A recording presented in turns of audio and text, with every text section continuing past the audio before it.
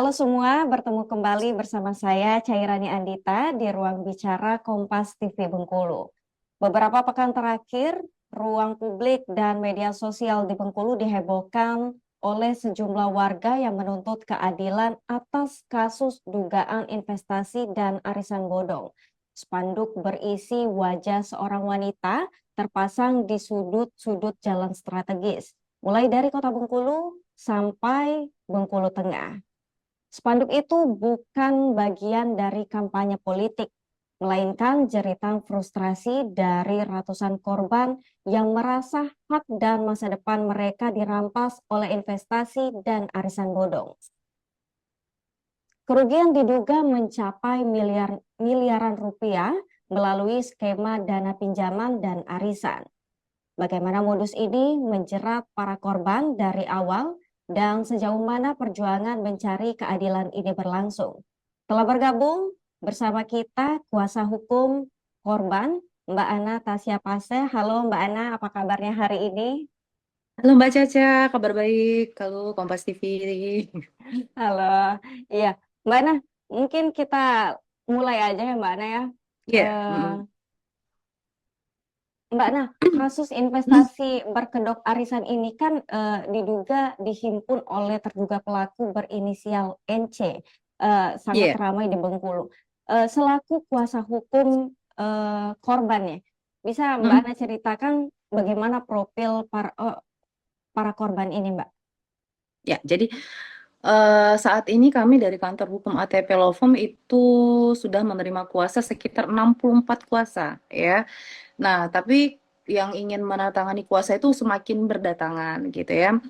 Nah, awal mulanya ini ya, awal kita bisa tahu awal mula dulu kenapa kasus ini bisa mencuat. Gitu. Awal mulanya itu ketika ada salah satu atau dua orang korban datang ke tempat saya bercerita ingin mendapatkan pendampingan, ya kan? Terus saya mulai menelaah bahwa ini jangan-jangan korbannya bukan hanya 2 atau 10 orang, ya. Karena mekanisme yang digunakan itu seperti Ponzi dan yang seperti kasus-kasus investasi dulunya gitu ya. Nah, kemudian saya kan suka live dan saya live waktu itu mulai berdatangan para korban. Mulai berdatangan para korban, kemudian komen-komen dan segala macam, akhirnya terinspirasilah untuk ya udah gimana kalau para korban ini kita data dengan grup ya. Buatlah grup media sosial. Di situ dibuat waktu itu korban si NC ini. Kemudian digantilah menjadi pemersatu bangsa. Nah, total seluruh yang tergabung kemarin itu hampir 700 orang ya. Belum lagi yang lain di luar. Jadi totalnya itu Mbak bukan cuman ratusan, ini diduga sekitar 1.000 orang korbannya. Dan itu Oke. tersebar dari dalam negeri dan luar negeri. Karena klien kita yang dari Jepang sama Arab Saudi juga ada. Itu kan Oke. maksudnya benar-benar skema yang wah ini korbannya bukan cuma dalam negeri gitu loh. Dan memang profil dari para korban ini ada yang berprofesi sebagai dokter, ada yang pengacara, ada yang jaksa gitu kan, ada yang polisi juga, sampai dengan ibu-ibu rumah tangga gitu loh. Nah, itu yang membuat bahwa kasus ini memang benar-benar beda dari kasus yang lain gitu. Dana yang dikelola juga total kerugian yang kalau dari klien kami itu dari 64 itu sekitar 6 miliaran kurang lebih. Nah, di dalam grup itu sendiri yang pemersatu bangsa itu kurang lebih hampir puluhan miliar ya. Belum lagi yang di luar grup gitu. Jadi emang ini kasus mungkin terbesar ya dalam investasi dan arisan gitu. Oke. Awal mulanya gimana sih Mbak, para korban ini tertarik ikut Oke. gabung ke arisan ini? Jadi awal mulanya dimulai dengan arisan. Jadi si NC ini mengelola arisan dan memang awalnya itu amanah, Mbak. Amanah gitu loh. Amanah terus lama-lama tergiur. Nah, lama-lama bukalah yang namanya DAPIN, dana pinjaman. Nah, para korban ini dijadikan donatur, maksudnya penyuplai dana untuk dia dana pinjaman yang dia kelola. Ya, jadi dari dana arisan, kebanyakan ya dari dana arisan, kemudian mereka olah, mereka titipkan untuk jadi donatur DAPIN. Keuntungannya awalnya masih agak relatif nih Mbak, 5 balik 7 gitu ya selama berapa bulan. Makin ke sini skemanya makin nggak benar gitu loh. Maksudnya keuntungannya tuh di luar nalar, 5 balik 21, 5 balik 19, 5 balik berapa gitu. Dan pakai slot-slot gitu loh, maksudnya slot ini. Nah, ketika kasus ini mencuat, tadi malam itu terbuka bahwa ada korban yang seharusnya saya slot yang ini saya sudah jatuh tempo loh, udah dapat keuntungan gitu. Terus korban yang lain bilang, loh ini kan slot saya juga 5 balik 15. Berarti satu slot itu dijual ke beberapa orang gitu loh Mbak. Nah itu awal mulanya dan mereka ini tergiur dari satu mulut ke mulut yang lain. Jadi memang yang awal-awal masuk itu dapat keuntungannya banyak Mbak. Keuntungannya banyak gitu. Oke, berarti menariknya hampir seluruh korban mengaku awalnya tidak menaruh curiga sedikit pun ya, Mbak. Justru mereka Iya, merasa sistem ini terlihat meyakinkan dan menguntungkan begitu ya, Mbak Anaya. Oke, betul. kalau kita mendengar ada dua skema nih Mbak yang digunakan, yaitu Mhm. dana pinjaman dan get yang Mbak jelaskan tadi ya. Dari Mhm. keterangan para korban nih Mbak, sebenarnya bagaimana sih cara kedua skema ini ditawarkan, bentuk janji keuntungan seperti apa yang disampaikan sehingga membuat banyak orang tertarik bergabung? Oke. Jadi kalau yang arisan itu seperti kasus yang lama sih Mbak, saya ngelihat bahwa kalau ngambil nomor awal dapatnya cuma berapa, makin bawah makin untung gitu ya. Itu satu. Kemudian NC ini memberikan maksudnya dia menarik menarik kepercayaan seseorang itu dengan mentransfer arisan itu kadang belum belum waktunya udah dia transfer. Berarti kepercayaan ya. Itu yang saya ngelihat. Terus dari mulut ke mulut ada testimoni dari para donatur ya kalau mereka bilang donatur gitu yang bilang oh semenjak saya titipkan uang ke Mbak NC ini ke Ibu Peri ini kami mendapatkan ini kami beli itu jadi kan orang kita tuh gampang banget ya Mbak terpengaruh terhadap hal-hal yang seperti itu.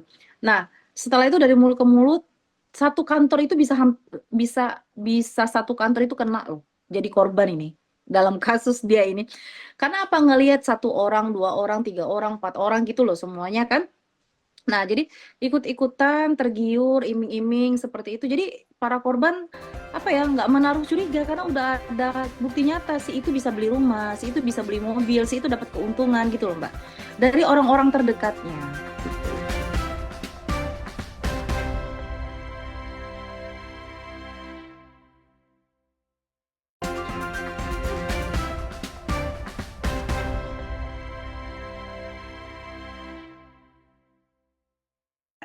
Di awal-awal kan keikutsertaan, apakah korban ini sempat mencicipi pencairan yang keuntungannya dari arisan ini lancar, Mbak? Dari beberapa korban ini kita ngomong korban secara global yang di grup Pemersatu Bangsa ya Mbak. Itu kebanyakan mereka sudah ada yang mencicipi. Jadi misalnya mereka tanam 50 juta, mereka dapat 100 juta. Oke, kemudian mereka tanam lagi. Tapi kan itu bisnis ya. Kalau saya menganggap bahwa itu bisnis, oke. Nah, itu ada yang sudah mencicipi. Tapi kebanyakan sekarang itu korbannya itu baru Mbak. Memang baru ikut nitip sampai berapa ratus juta gitu loh. Nah, sistem mereka tuh seperti apa juga yang sudah mencicipi nih. Kalau kemarin-kemarin itu mereka dapat keuntungan nih, Mbak. Tapi kesininya, misalnya dia 5 titip jadi 21 atau 19 lah ya. Anggaplah seperti itu. Nah, dia transfer keuntungan ini tidak utuh, Mbak. Jadi harus ada deposit. Nah, deposit ini yang wajib deposit ini yang dia titipkan gitu loh. Oke, Nah, itu untuk yang lama ya. oke. Terus apa Mbak? Kelancaran di awal ini kan sengaja berarti dijadikan umpan agar Mm-mm. mendorong korban menambah modal, bahkan mengajak keluarga, teman, kerabat ikut bergabung begitu ya Mbak ya? Betul, betul. Jadi ini ada di klien saya itu satu keluarga kena semua. Ada juga klien kami itu yang akhirnya dia gagal menikah. Ini kan miris ya, Mbak. Jadi dia berharap bahwa uang itu diputarkan untuk nanti dapat keuntungan lebih untuk modal nikah yang ya harapan orang dan cita-cita orang menikah itu kan banyak ya Mbak gitu kan. Tapi nyatanya jangankan untung, modal aja nggak dapet. Itu yang benar-benar baru bergabung. Jadi ada juga kemarin berita yang langsung ke saya ya. Kalau yang ke saya itu anaknya sampai sakit gitu ya. Nah, hal-hal yang seperti ini yang membuat kami semakin miris gitu kok bisa. Nah, si NC ini Mbak, jauh sebelum viral sudah saya hubungi secara personal untuk saya ajak ketemu penyelesaian. Tapi memang orangnya tidak kooperatif, maksudnya selalu menghindar untuk ketemu dan ketemu. Sampai akhirnya dari kantor hukum kami memberikan somasi terbuka. Nah, kemudian muncullah para korban-korban yang lain membuat spanduk-spanduk dan videotron ya Mbak, kalau bisa dilihat kemarin kan cukup ramai gitu. Karena itu bentuk kekecewaan mereka. Dan dalam spanduk para korban itu juga, itu tidak ada yang namanya langsung menuduh dia penipu, tapi menghimbau untuk dia muncul menyelesaikan permasalahan gitu. Oke, setelah kepercayaan korban ini berhasil dibangun dan dana yang dihimpun semakin besar, kita masuk ke fase yang menjadi titik balik dari kasus ini, Mbak Ana. Kapan sebenarnya tanda-tanda kemacetan ini mulai dirasakan para korban, Mbak Ana? Jadi kalau ngelihat dari statusnya itu 2025 udah mulai goyang, Mbak. 2025 itu udah mulai goyang sekitar bulan Agustus itu dia sudah mulai si NC ini sudah mulai bikin status mau ya udahlah saya tutup aja lah, saya sudah mulai lelah gitu loh kan. Nah itu sebenarnya tanda-tanda kegoyahan. Gimana nggak goyah kalau misalnya uang nyatanya nih kita punya bukti bukti otentik bahwa si NC ini mengakui tidak pernah mengelola dana pinjaman, Mbak. Nah, ayo. Iya kan? Artinya fiktif. Dan secara peraturan perundang-undangan juga, dengan dia menghimpun dana dan menyalurkan dana tanpa izin yang resmi, itu kan juga ilegal, Mbak. Nah, itu yang mungkin nanti jadi perhatian juga, maksudnya kami juga akan mendorong untuk nggak lihat cuma tipu gelapnya, tapi juga permasalahan perbankan yang sekarang lagi diusut oleh Pesmondev Polda Bengkulu. Gitu. Oke. Kalau untuk alasan dan penjelasan pertama yang disampaikan pelaku ketika korban mulai mempertanyakan pencairan dana maupun hak mereka itu apa, Mbak Ana? Alasannya pertama limit sayang. Makanya kan kalau Mbak Caca lihat itu kan gas sayang, gas cinta. Jadi kalau pelaku bilang saya kan nggak pernah ngajak kalian bergabung dengan saya, betul. Secara secara apa langsung tidak ya Mbak. Tapi di beberapa korban, si pelaku ada yang menghubungi, si pelaku lagi, si terlapor itu ada menghubungi para korban dengan apa namanya jam 12 malam, jam-jam waktu kerja yang orang sibuk gitu kan. Beb, ini ada slot gini mau nggak? Itu kan menawarkan ya, Mbak. Ya kan? Nah, itu ada. Tapi yang lain itu terbujuk dengan mekanisme promosi, Mbak. Nah, alasannya kenapa dia macet? Alasannya pertama itu kalau dari bukti-bukti cetan itu adalah limit sayang. Gitu loh. Jadi nggak bisa dibayarkan. Limit sayang. Sampai akhirnya kan kita mendesak. Sebenarnya siapa sih yang minjem uang ini? Kalau memang ada yang minjem kan kita kejar yang minjem untuk segera dibalikin toh. Nah, akhirnya dia mengakui bahwa uang tersebut tidak pernah dipinjamkan ke orang lain. Artinya keuntungan itu adalah uang dari para korban-korban inilah yang dibayarkan ke satu pihak, dua pihak, tiga pihak gitu. Oke, berarti pada awalnya mungkin masih ada korban yang berpikir ini hanya keterlambatan biasa begitu ya Mbak Ana ya. Betul, Tapi seiring betul. waktu kecurigaan mulai muncul dan korban mulai mencari informasi begitu ya Mbak Ana ya. Mm-mm. Bagaimana Jadi momen ketika para korban ini akhirnya saling berkomunikasi dan menyadari bahwa mereka menghadapi ini bukan sekedar masalah teknis, melainkan dugaan investasi bodong yang merugikan banyak orang yang sama gitu. ya makanya pas saya live itu ada pembahasan awal-awalnya itu ada pembahasan muncul nih para korban. Oh iya ya, oh iya. Tapi 3 hari setelah saya live itu Mbak masih ada korban yang nggak tahu karena kurang viral waktu itu ya. Maksudnya nggak terlalu viral. Masih ada yang mentransferkan Mbak. Itu yang buat kami akhirnya dibantu oleh teman-teman wartawan termasuk Kompas untuk meng-up berita ini. Akhirnya para korban jadi sadar nih Mbak dari seluruh Indonesia jadi sadar. Oh, oh iya, saya juga ikut sama dia. Nah, dia janji kemarin tanggal 10 Juni toh. 10 Juni akan mulai mengangsur.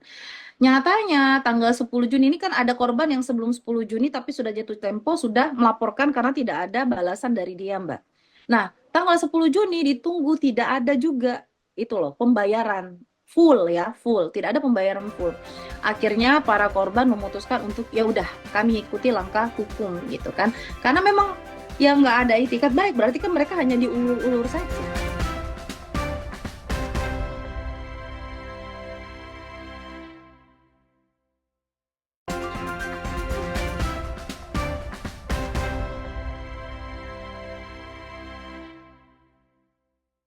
Yang disebut-sebut mencapai miliaran rupiah ini dengan ratusan korban tentu bukan angka yang kecil ya Mbak. Mungkin Mbak Ana bisa gambarkan bagaimana kondisi real para korban saat ini. Aduh Mbak, kalau Mbak lihat ya di grup pemersatu bangsa itu, psikologis mereka tuh udah acak adul Mbak. Salah sedikit temen yang ngomong itu mulai saling serang, saling curiga, ya jangan-jangan ada cepu. Mbak bayangkan beberapa beberapa minggu ini dan beberapa hari kemarin, itu kan para korban mengejar di mana keberadaan, sampai ada yang ke Lebong, sampai ada yang kumpul di Polres. Ingat Mbak, waktu itu kan mereka kumpul di Polres. Nah, geruduk sama-sama ke rumah adiknya gitu. Jadi psikologis para korban tuh udah nggak sehat, maksudnya udah tidak baik-baik saja. Terutama yang tadi di grup itu ada juga yang bilang bahwa karena memikirkan ini, ada yang suaminya nggak tahu, ada yang sampai jual rumah, itu anak-anaknya sampai nggak keurus, ya kan? Terus kedua juga tentang apa namanya yang gagal nikah, Mbak. Bisa bayangin gimana udah nyewa ini, nyewa itu, undangan udah kesebar, dan dia gagal nikah. Nah, itu Oke. yang saya selalu kasih semangat gitu loh. Berarti ada yang menggunakan dana pendidikan jual aset begitu ya Mbak ya? Betul, betul. Dana pendidikan anaknya, jual aset, sampai dengan modal nikah, Mbak. Ada. Oke, begitu. Ini kan bener-bener, maksud saya, aduh, udah nggak di luar akal sehat kita lah, gitu loh. Oke. Berarti rasa kecewa dan frustasi korban tampaknya juga mulai terlihat di ruang publik melalui berbagai aksi yang dilakukan ya Mbak ya. Betul. Belakangan kan masyarakat juga dibuat heboh dengan pemasangan belasan spanduk bergambar wajah terduga pelaku di titik kota Bengkulu sampai Ya, Bengkulu Tengah ya Mbak. Apakah betul. aksi tersebut merupakan bentuk kekecewaan korban karena merasa pelaku menghilang, sulit dihubungi, dan tidak menunjukkan etikat baik untuk menyelesaikan persoalan ini, Mbak Ana? Betul. Jadi si pelaku ini tidak bisa dihubungin. Kemudian dia sudah menunjuk kuasa hukum. Beberapa korban juga sudah menghubungi kuasa hukumnya waktu itu, namun tidak ada jawaban yang memuaskan para korban. Kemudian juga beberapa kali para korban ini mendatangi kuasa hukum, ya kan? Tapi kuasa hukum tidak ada di tempat, gitu kan? Kemudian juga si terduga pelaku ini kadang nomornya aktif, kadang tidak aktif. Dan terakhir itu masih bersikeras dengan ya udah apa mau kalian. Nah kan ketika psikologi seseorang ini lagi amburadul Mbak, malah diancam kan akhirnya kan timbul polemik-polemik lainnya di situ. Nah muncullah ide untuk membuat spanduk kemudian videotron. Nah banyak pertanyaan-pertanyaan di ruang publik yang menyatakan kok polisi lambat, ya kan? Nah, padahal sebenarnya bukan aparatnya yang lambat, Mbak. Ini kalau saya melihat ini sudah termasuk cepat. Kenapa cepat? Laporan dari para korban ini baru muncul setelah saya speak up di live, ya kan? Itu pun baru beberapa hari ya. Maksudnya ini kalau terhitung sampai SPDP kemarin baru 1 minggu, Mbak. 1 minggu aparat kepolisian sudah bekerja berjibaku untuk mengumpulkan data-data. Dan yang saya dengar itu korban yang melapor secara resmi ke Polda Bengkulu itu sekitar 60 orang. Berarti polisi harus mengelola dan memilah data 60 orang ini kan, Mbak. Nah, makanya saya bilang ke klien-klien saya dan di grup besar itu bahwa sabar gitu loh, semua ada mekanisme. Karena si terduga pelaku ini bukan melakukan tindak pidana pencurian dan yang lainnya ya Mbak, yang tinggal kalau curi tangkap gitu kan. Tapi dia ini melakukan tindak pidana yang terstruktur. Apalagi berkaitan dengan pengelolaan dana. Aparat kepolisian pasti harus mendukung bukti-bukti serta ahli dan semuanya agar nanti tidak dilakukan prapit terhadap penetapan tersangka kalau memang mengarah ke pidana gitu. Oke. Terlepas dari proses yang masih berlangsung nih Mbak Ana, tentu para korban berharap ada titik terang dan langkah konkret yang bisa segera diwujudkan dalam waktu dekat. Sebagai pertanyaan penutup nih, Hmm? apa target dan langkah hukum yang akan diperjuangkan oleh Mbak Ana bersama para korban dalam waktu dekat, baik untuk mengungkap kasus ini secara tuntas maupun memperjuangkan pengembalian hak korban. Jadi apa namanya? Kalau ke saya ya kantor hukum kami, saya dan tim sudah memberikan somasi terbuka, namun tidak mendapatkan tanggapan. Sudah menghubungi pengacaranya secara pesan pribadi, di waktu itu tanggapan pengacaranya adalah akan kita jadwalkan. Namun sampai sekarang tidak ada penjadwalan. Kita juga sudah melapor ke aparat kepolisian. Tapi ingat ada perdatanya juga di situ, ya kan, janji bisnis selain pidananya. Untuk para korban yang mungkin sudah mendapatkan keuntungan. Nah, setelah ini kami akan melakukan somasi kembali ya kepada terduga pelaku. Setelah somasi kami akan menggugat secara resmi dengan memasukkan beberapa aset yang memang sudah kami miliki data-data konkretnya untuk ditetapkan menjadi aset yang dapat mengganti kerugian para korban, gitu Mbak. Tapi kami juga akan mengawal kasus ini sampai dengan para korban, baik itu yang di bawah naungan ATP dan rekan, juga korban-korban lainnya, karena kan banyak para korban ini sudah tidak memiliki daya upaya, Mbak. Energi sudah habis, dana juga sudah habis. Kami tetap akan memperjuangkan itu untuk semua para korban si terlapor ini untuk mendapatkan haknya dengan meminta aparat kepolisian juga mengusut TPPU-nya, Mbak. Karena ada diduga bahwa aliran dana ini bukan hanya kepada si terduga pelaku, tapi dengan mekanisme-mekanisme seperti misalnya jual produk, Mbak, tapi produknya produk tidak jelas, ya. Itu kan termasuk TPPU. Kemudian dananya mengalir ke misalnya dia buat rumah, oke. Kemudian dia membelikan seseorang atau juga dia memberikan seseorang, Mbak, dari uang tersebut. Makanya saya selalu mengingatkan, Mbak, bahwa bagi pihak-pihak yang mendapatkan uang dari si terduga pelaku tanpa kejelasan, titipkan saja dulu ke aparat kepolisian. Iya kan? Agar apa? Agar jelas nanti jangan jangan terlibat. Kita mengacu kepada beberapa kasus investasi yang sama, Mbak.